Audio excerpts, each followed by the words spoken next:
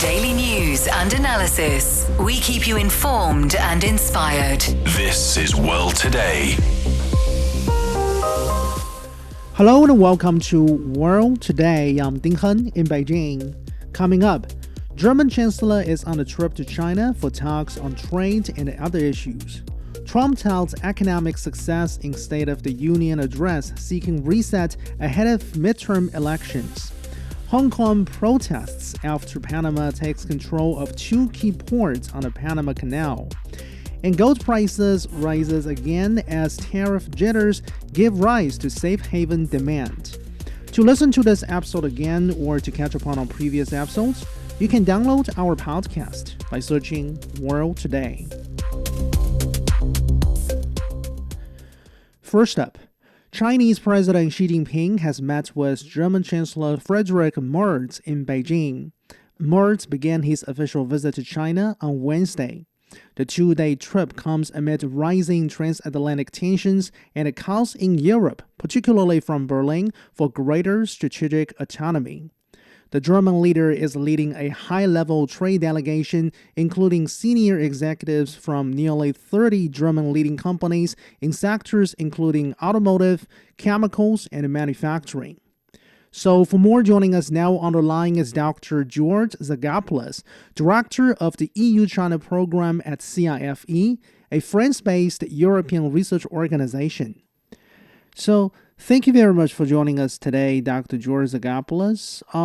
It's probably no coincidence that Merz is visiting China not long after French President Emmanuel Macron and British Prime Minister Keir Starmer. He says, quote, "We want partnership with China, balanced, reliable, regulated, and fair," unquote. So is China able to provide Europe with a balanced, reliable, regulated, and fair partnership? To start with, you are right in suggesting that more and more Western leaders, not only from Europe, but also from other countries, are visiting China. And this is indicative of the growing importance of China in the international system. As far as Germany is concerned, certainly Sino-German relations are critical for stability in the international system and also in the context of EU-China relations. So I would say that within this framework, the visit of Chancellor Merz to China is demonstrating the interest of Germany to have a stable relationship with China, which is important in all fronts, from geopolitics into economic affairs. And the decision of Chancellor Merz to speak about a balanced relationship is reflecting this interest of the German government for the next years to have, as much as possible, a good relationship with China in order to, together with China, build an international order according to their joint interests. We know Merz has championed building a stronger Europe, both economically and militarily, to assert itself in an emerging new world order. In many ways, this vision dovetails with French President Emmanuel Macron's concept regarding strategic autonomy, for example. So, in your opinion, in what ways might China be able to assist Europe in terms of turning this vision into reality? The importance of Chancellor Merz right now is crucial for the European Union because he has 3 years more as a chancellor, while President of France Emmanuel Macron will not be able to re-elect it in 2022 to seek re-election in 2027.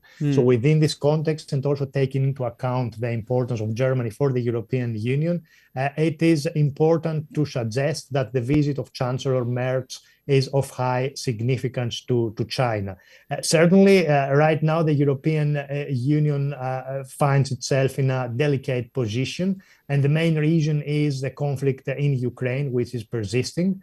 And at the same time, the European Union attempts as much as possible to become strategically autonomous, as you correctly pointed out.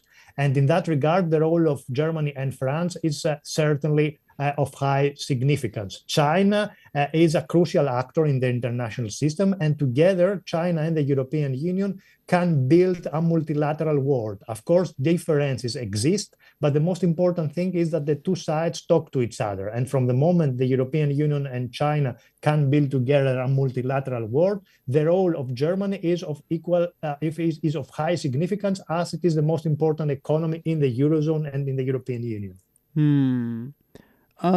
So at a time of global turbulence and uncertainties, do you think China and Germany share a kind of common responsibility to stabilize global supply chains and industrial chains and oppose, for example, trade protectionism and economic coercion?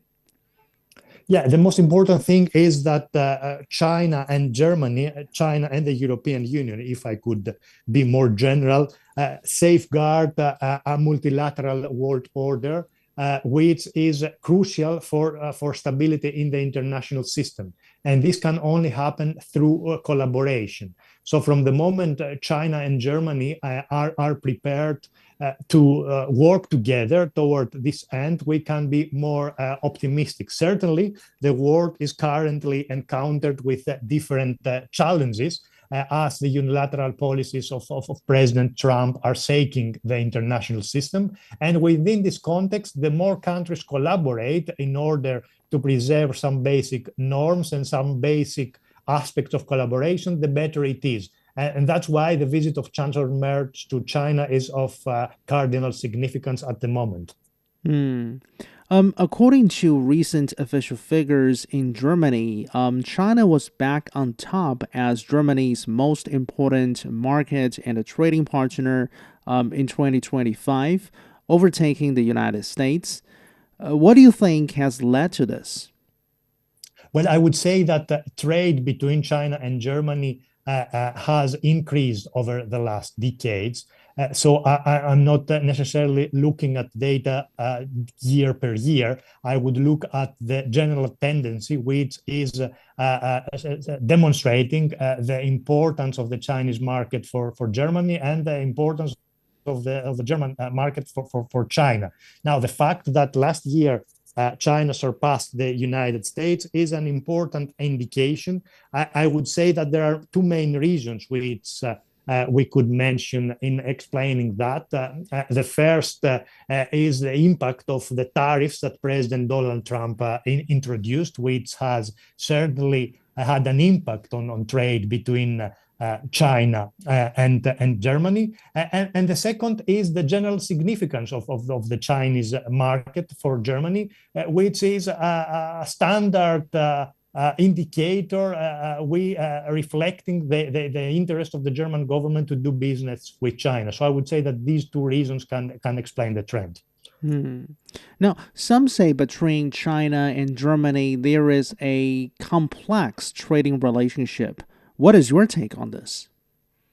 Well, we are living in a different world where very often challenges and problems tend to dominate discussions which are taking place between leaders. And that's why this frame tends to persist. Certainly problems and challenges exist, but these challenges and problems do not mean that collaboration between different countries cannot exist. And it is through this lens that I view the visit of Chancellor Merz to China. So the two sides might disagree on different fronts as far as trade is concerned, but the two sides are prepared to intensify dialogue. So from the moment dialogue intensification starts, then we can be optimistic that a joint way forward might be found. So in terms of the economic and trading relationship between China and Germany today, what do you make of the most important issue where you think Beijing and Berlin must seek a very quick consensus or solution? Well, I would say that the Sino-German partnership has been stable and evolving fast over the last decades. and I expect this trend to be strengthened. Certainly, we passed through a difficult stage during the COVID-19 pandemic, but since 2023-24, I would say that relations between Germany and China have been stabilized. And right now, the new German Chancellor is prepared to work together with China. It is his first visit to China, and this itself is indicating why this visit is of cardinal significance. So from geopolitics to economics and from culture to trade and investments, there are different aspects of collaboration which can be on the table of negotiation. So I wouldn't single out a single issue itself. I would say that a multi-front and multidimensional collaboration is required despite the problems which exist. Apart from the Chinese operations of Germany's Mercedes-Benz and Siemens, we understand Merz is also scheduled to visit the Hangzhou-based Unitary Robotics during his trip this time.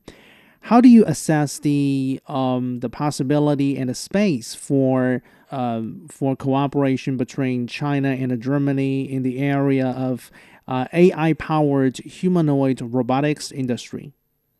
Well, China's technological progress is evident, and all countries in the world, including in the West, cannot but see the reality. So I would see that this is the driving force behind the interest of the German Chancellor to make additional visits while staying in China, including in looking for strengthening collaboration in the field of artificial intelligence. Certainly, Germany and the European Union want to be strategically autonomous in this field, but at the same time, the reality suggests that collaboration with China remains important, taking into account that progress itself in China is manifesting why the Asian giant has become so powerful in this field. So I would say that although the European Union and Germany want to be strategically autonomous,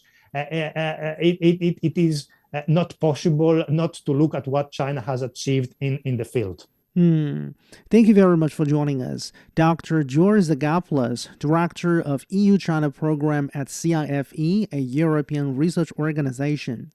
Coming up, Donald Trump touts economic success in State of the Union address seeking reset ahead of midterm elections. This is World Today. Stay tuned. Welcome. I am Chu Zhang, Deputy Director at the Center for Middle Eastern Studies at Fudan University. On the World Today program, we will dive beyond the headlines to uncover the stories, trends, and impacts that connect states across the globe. Join me on World Today.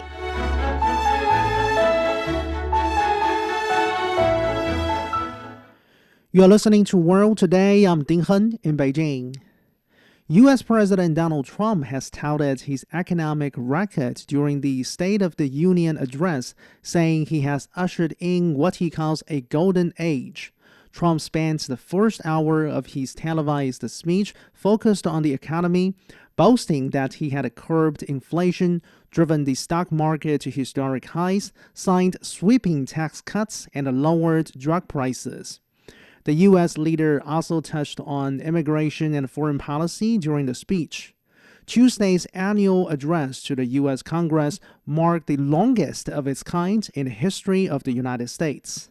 So joining us now on the line is Wang Xingsong, Associate Professor from the School of Government, Beijing Normal University. Thank you very much for joining us.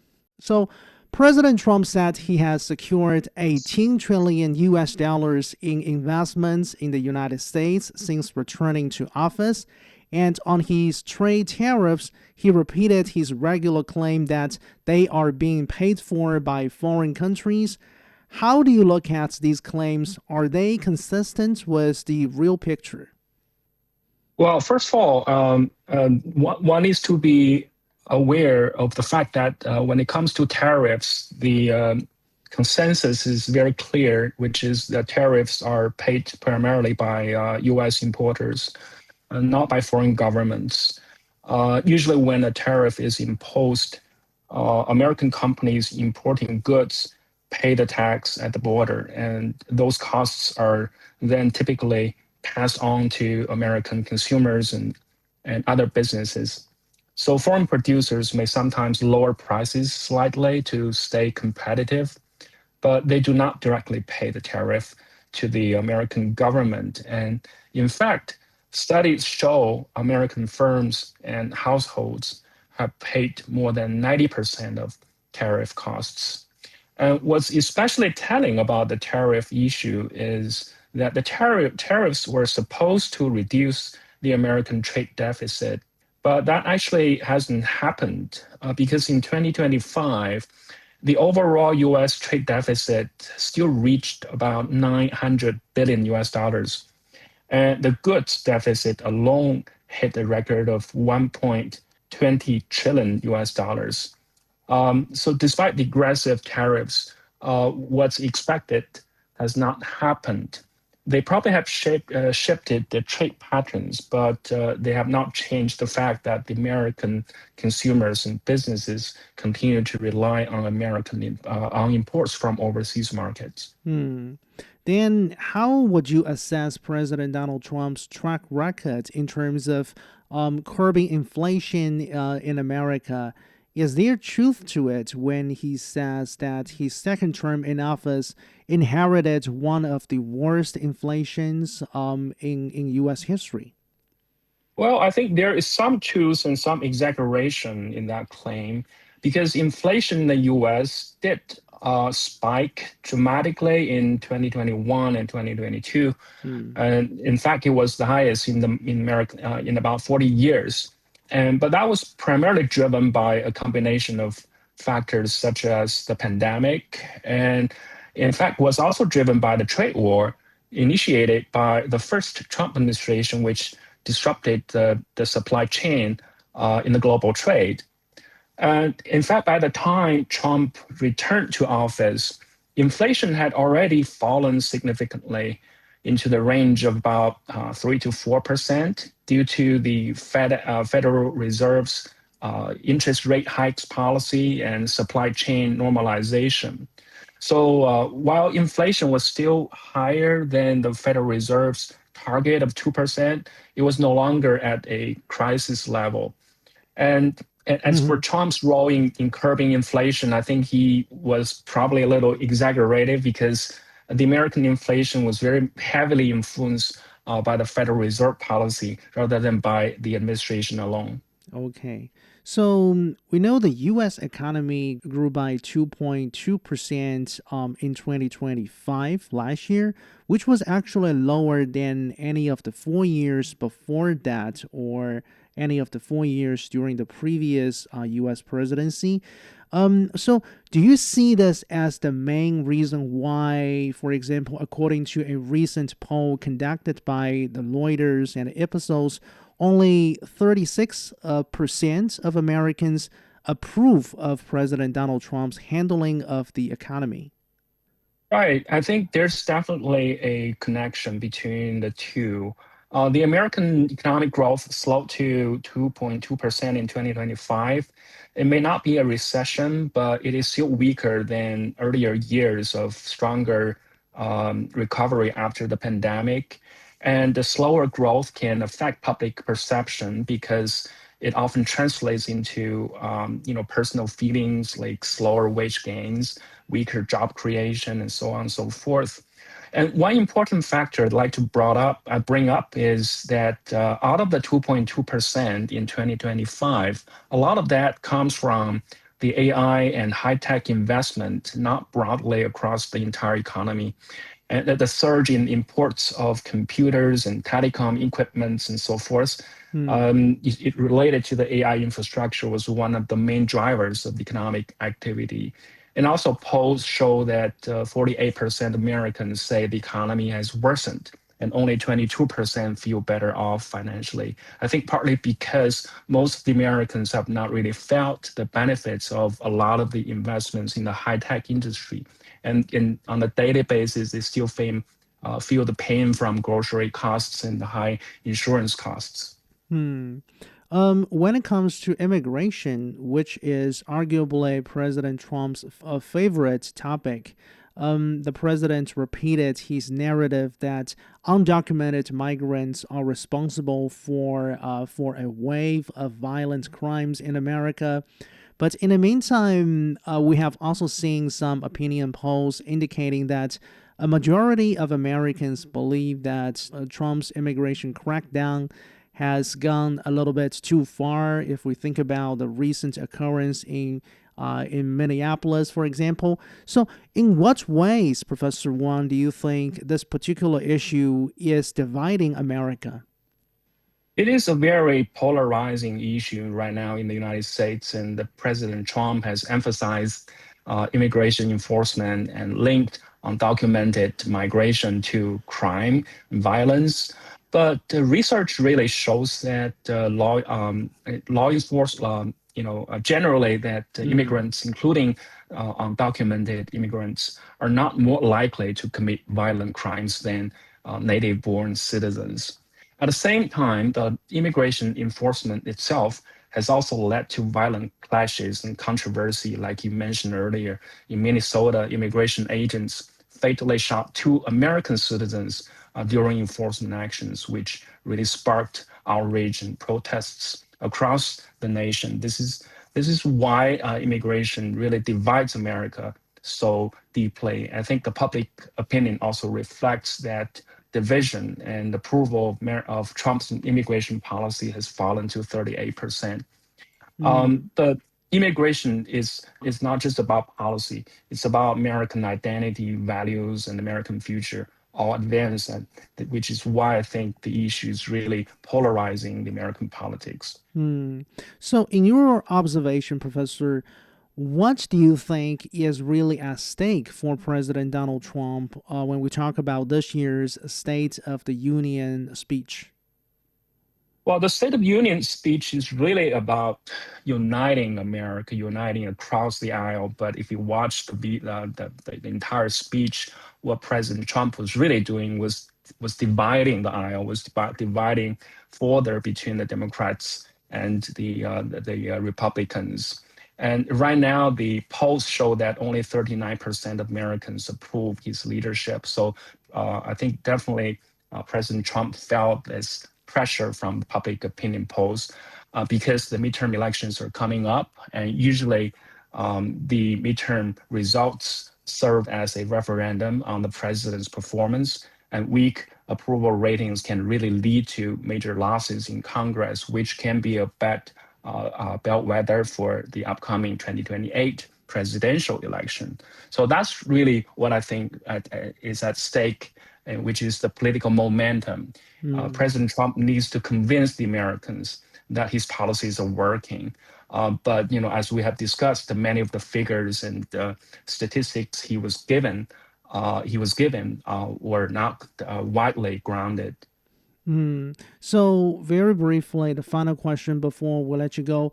During the address, we saw dozens of empty seats on the Democratic side in the Capitol Hill. Is this because of Democratic lawmakers' dislike of President Trump himself, or because of deeper structural issues with U.S. politics, in your opinion? Well, that's definitely not accidental, because before the speech, many Democrats already said they wanted to protest Trump's policies, particularly on issues of immigration, tariffs, and economic problems. Some of the Democrats also organized alternative events called the People's State of the Union. So, and even those who attended the speech, as seen from the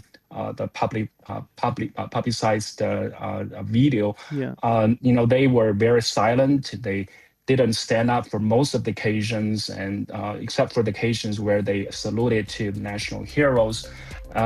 So they did all this as a form of protest. Again, this further illustrates the polarization in American politics today. Okay. Thank you very much for joining us, Professor Wang Xing joining us from Beijing Normal University. You're listening to World Today. We'll be back after a short break.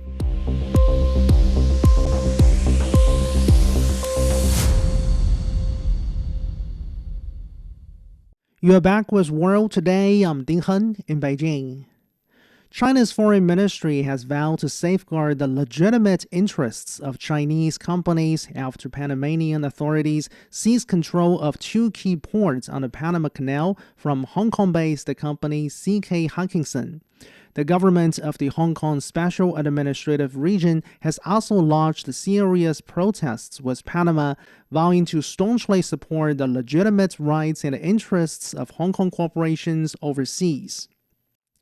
Panama's action came a few weeks after the country's Supreme Court annulled a contract for CK Hutchison to operate the ports on the Panama Canal.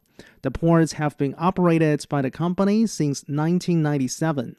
So joining us now on the line is Dr. Cao Ting, Director of the Center for Latin American Studies with Fudan University. Thank you very much for joining us. Thank you for the invitation. So Panama's authorities actually claim that everything that has been done here is not against anyone, but in compliance with the law. What is your take? Do you think CK Hutchison, this Hong Kong-based corporation, has been treated fairly? Yeah, CK Hutchison has suffered unfair and unjust treatment in Panama on this issue. As we know, the contract between the Chinese company and Panama was approved by the Panamanian National Assembly in 1997 and confirmed by the authority during its renewal in 2021.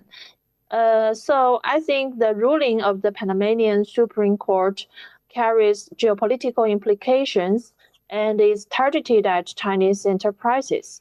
And after the ruling in January, the Hong Kong company expressed to the Panamanian government its willingness to negotiate over the port concessions. But, however, under the pressure from the U.S., the Panamanian government suddenly seized control of the two ports' management and operations yesterday under the pretext of meeting urgent social and public interests. I think this clearly violates international investment rules. So, by the way, what has the operations by the Hong Kong-based CK Hutchison really brought to those two ports on the Panama Canal over the past few decades? Well, I think the company has made great contribution to the economic development of Panama. We know that in 1997, Hutchison Group was guaranteed the concession for the two ports, and over the past nearly 30 years, it has invested heavily in upgrading and modernizing the ports and has driven steady growth in their cargo throughput and also has created a large number of local jobs. Now, the two ports account for nearly 50% of Panama's total cargo throughput, and its operations had also been recognized by the Panamanian government. So, in this particular case, Dr. Cao Ting, in your opinion or in your observation, what measures can Chinese authorities, including the government of the Hong Kong Special Administrative Region, really take in order to better safeguard legitimate Chinese corporate interests? Well, I think, first of all, we should continue to express our protests through diplomatic channels and make our position very clear. And we should also support the Hong Kong company in initiating investment arbitration according to relevant investment agreements and demand that Panama respect the interests of Chinese enterprises and compensate for relevant losses.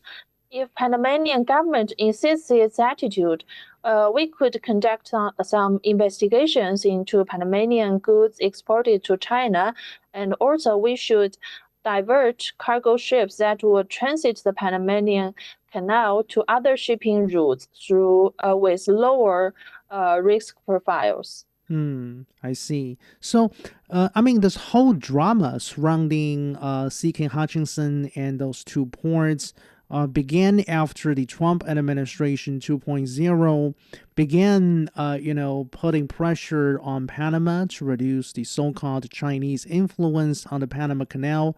So what do you make of the possible U.S. influence behind Panama's decision and action here? Yeah, as we know, since Trump began his second term last year, he has adjusted the U.S. global military deployment, reallocated more resources to the Western Hemisphere, and also has increased its military presence in the Western Hemisphere. The United States has stepped up military cooperation with Panama and some other Latin American countries with the intention of strengthening its control over this region and also the Panama Canal. And meanwhile, the United States remains the largest user of the Panama Canal. Yeah. So leveraging its economic and military advantages, I think the U.S. has exerted influence on the Panamanian government's stance toward China. And also, I guess, as a reminder, the U.S. has a track record of invading Panama, right? In the 1989, if we think about the recent U.S. Forcible seizure of Venezuelan leader Maduro, we can also think about 1989 U.S. seizure of the Panama's leader at the time. So, in a bigger picture sense, Dr. Touted, do you think this particular case we are talking about here is going to have a negative impact on China's confidence in terms of investing in Latin America, in terms of seeking closer economic and trade ties with the region? Why or why not?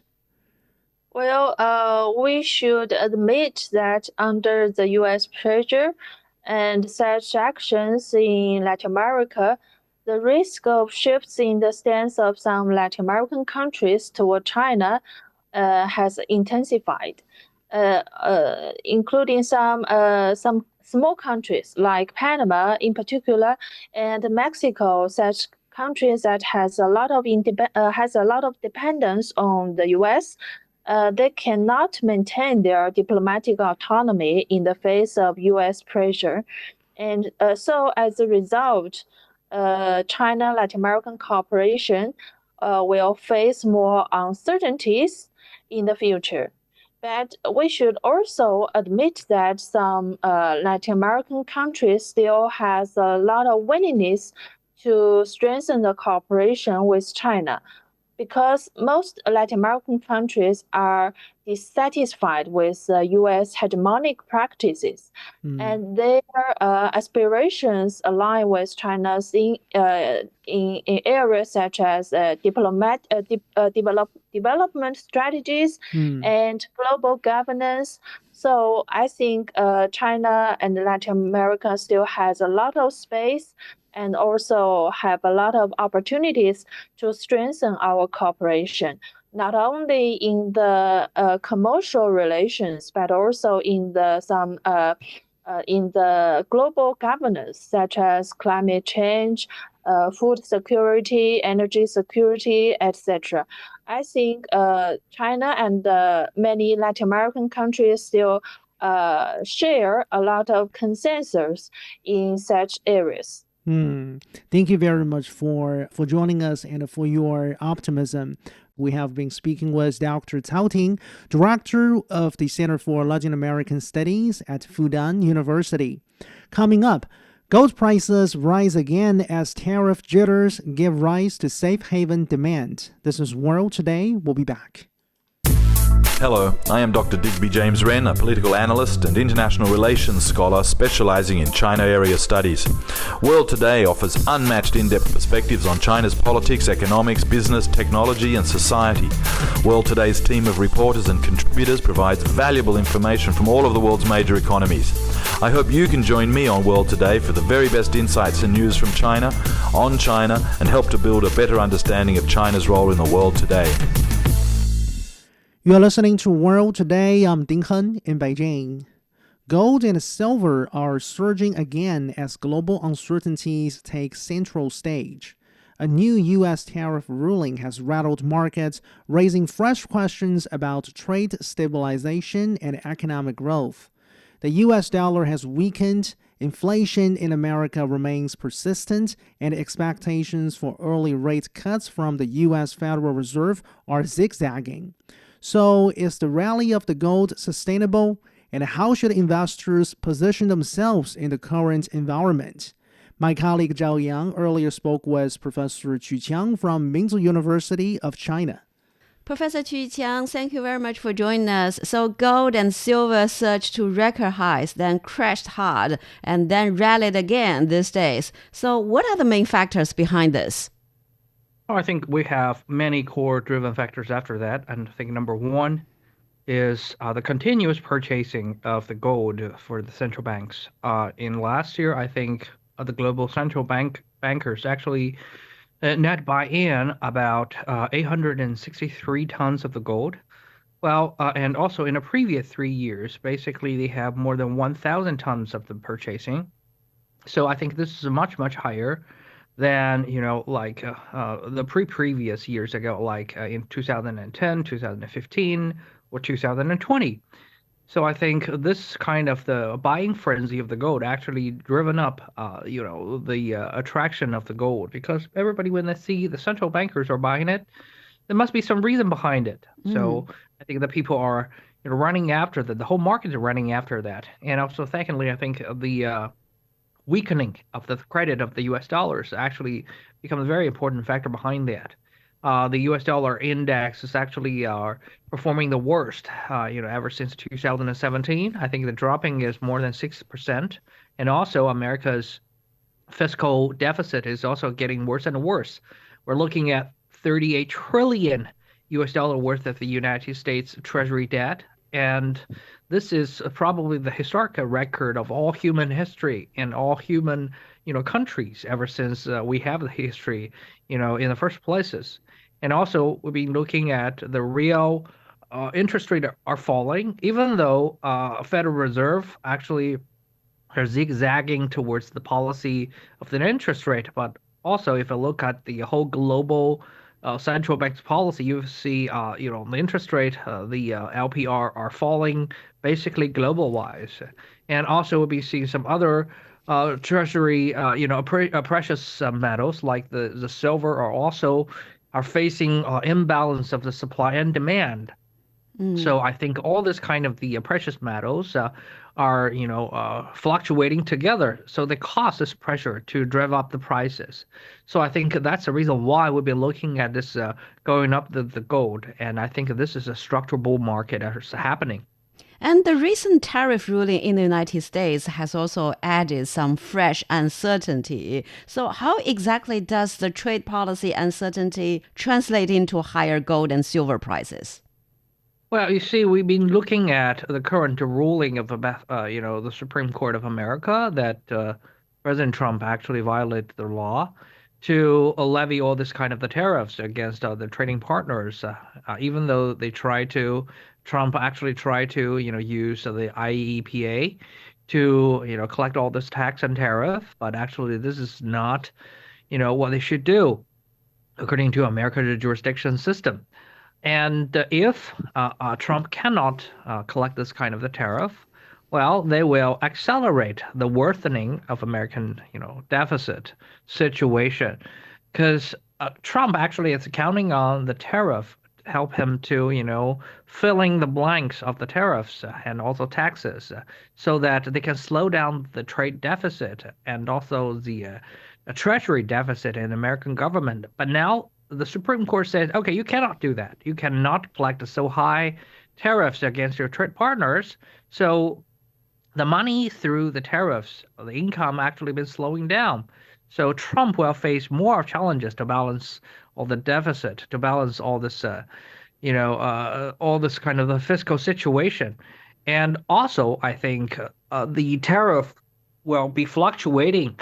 Well, you probably heard that Trump are quoting some other rules to charge another 10% tariffs, try to take a detour routing against the Supreme Court's ruling.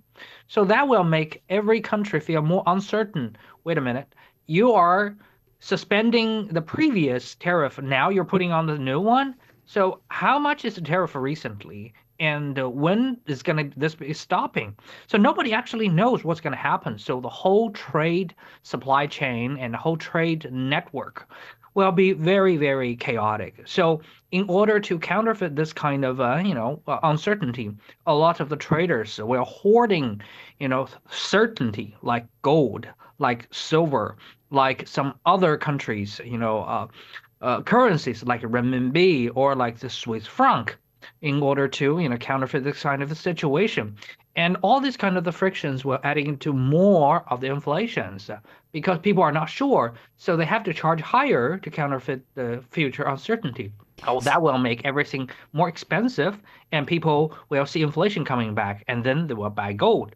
So every factor will give people just one shortcut of thinking, well, if I'm not sure about what's going to happen, buy gold. Mm-hmm.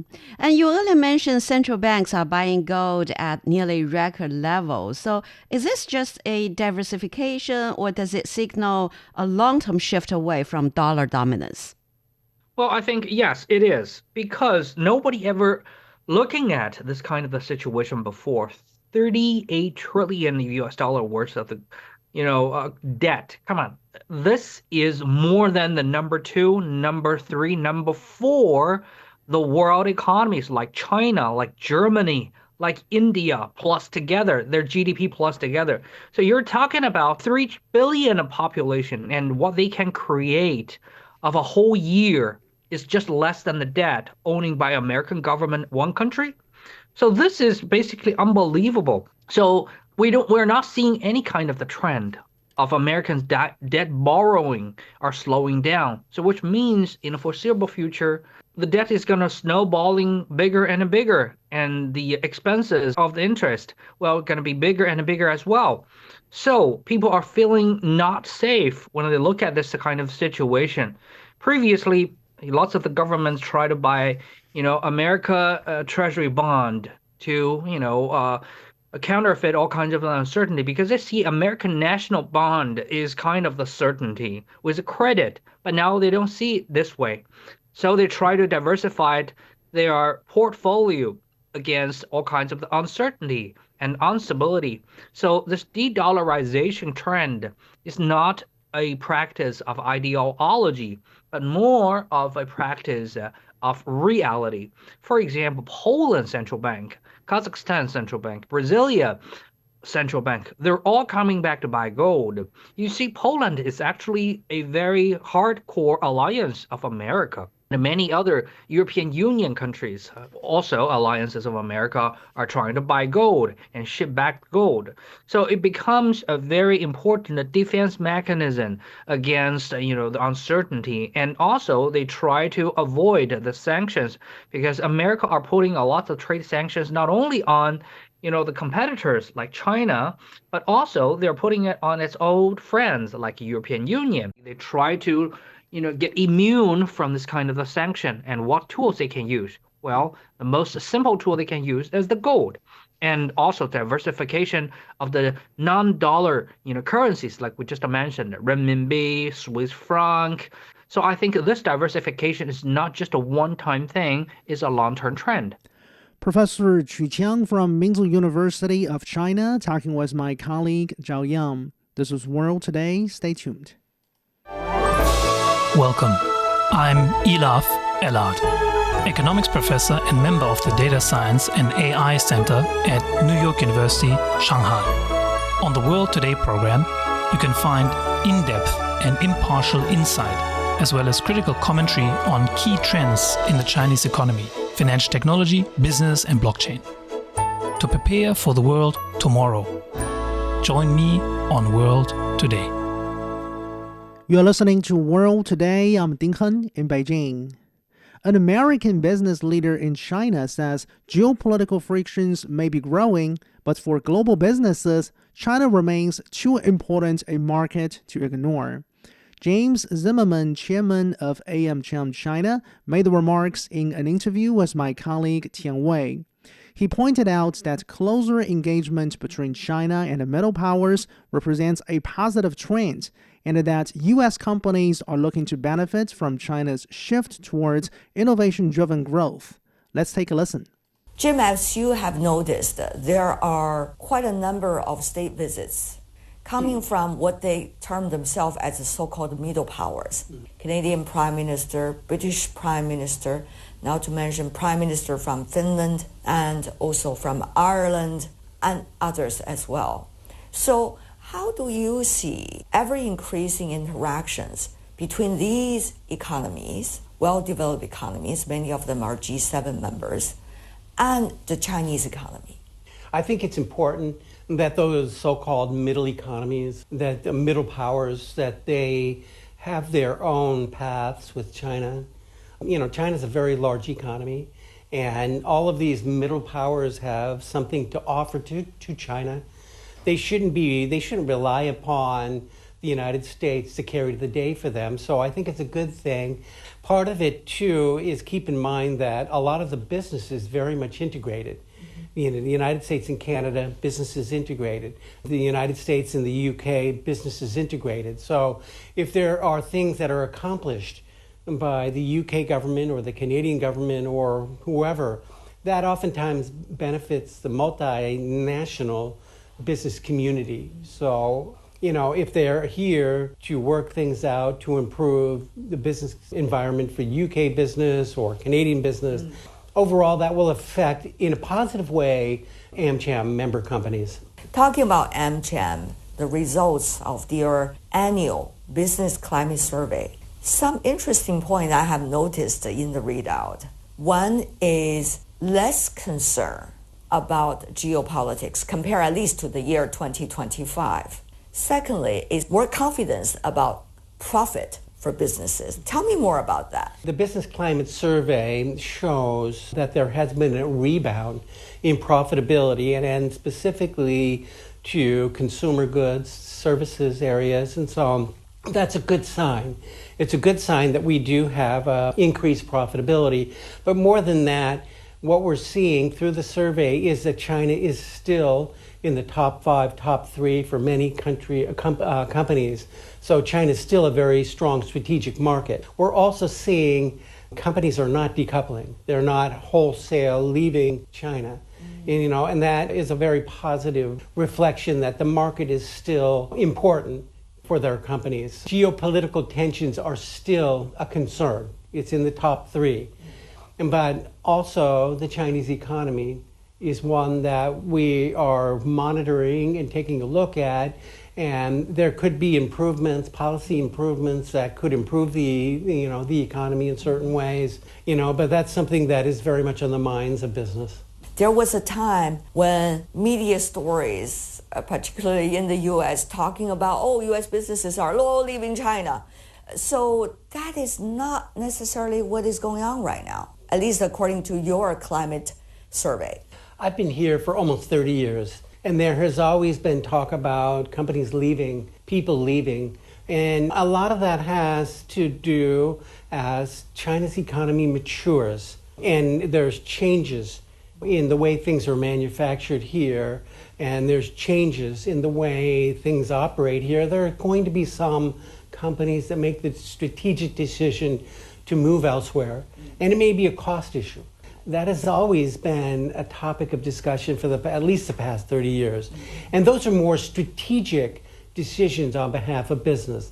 But we don't see the wholesale departures that people have anticipated. I mean, we saw some departures or restructurings during COVID, but that was more of, a strategic decision to better improve the supply chain issues. Meanwhile, we see many European businesses are actually moving into China due to various reasons. So the Chinese market was going to be even more competitive, not just the Chinese companies vis-a-vis the international company, but also among, as we all know, the international companies themselves. So whoever has a stronger footing will have a better say in the market share, it seems. In order to be relevant, you need to be here. I mean, this is the second largest economy in the world and potentially will be the first largest in the world at some point. But to be relevant, to be a relevant player in the market, not just a relevant player in China, but in the global market, you need to be here. And that's important. We have seen in China's 15th five-year plan the new productive forces being mentioned, new quality growth. How is the U.S. business community looking at these new trends going on in China and taking advantage of it for your businesses not here, but also all over the world? From a historical perspective, I think the last 4 or 5 year plans have focused on innovation, have focused on having China move up the value chain on innovation. That is natural, and that is important. It's important for the Chinese people. We're moving away from labor-intensive industry sectors to being more innovative and driving an innovation-based economy. That's all good. The American business community, the AmCham business community, realizes it needs to tap into that. And it's very important that we be here as China focuses its policies on creating an innovation-focused environment, promoting R&D, promoting high-level growth. But we still see export controls, for example, policies like that by the United States, particularly in the innovation area related to AI, to chips. Now, American business community have been arguing, if you do that, the Chinese are going to develop their own, and eventually we're going to end up with no market. And that has been very strong voice. But whether that business voice has worked so far, your thoughts? Export controls really need to they must have a rational legal basis. Are the controls truly about national security, or are you overreacting, overreaching? And that's always been an issue. I mean, export controls have been around for hundreds of years. And if you overreact, what happens is you drive the other side that's subject to controls to self-sufficiency, 1, or 2, your allies, your competitors are going to step in and fill the market as well. So export controls only work if it's truly based upon a legal basis, a national security basis, or controls because of shortages or whatever the reason is. But if you overreact, if you overreach, it doesn't help the U.S. economy, and it basically drives those that are targeted again into self-sufficiency or looking for other suppliers. That was my colleague Tian Wei speaking with James Zimmerman, chairman of AmCham China. That's all the time for this edition of World Today. A quick recap of today's headlines. German Chancellor is on a visit to China for talks on trade and other issues. President Donald Trump touts economic success in State of the Union address, seeking reset ahead of midterm elections. Hong Kong protests after Panama takes control of 2 key ports on the Panama Canal. To listen to this episode again or to catch up on previous episodes, you can download our podcast by searching for World Today. I'm Ding Han in Beijing. Thank you so much for listening. Bye for now.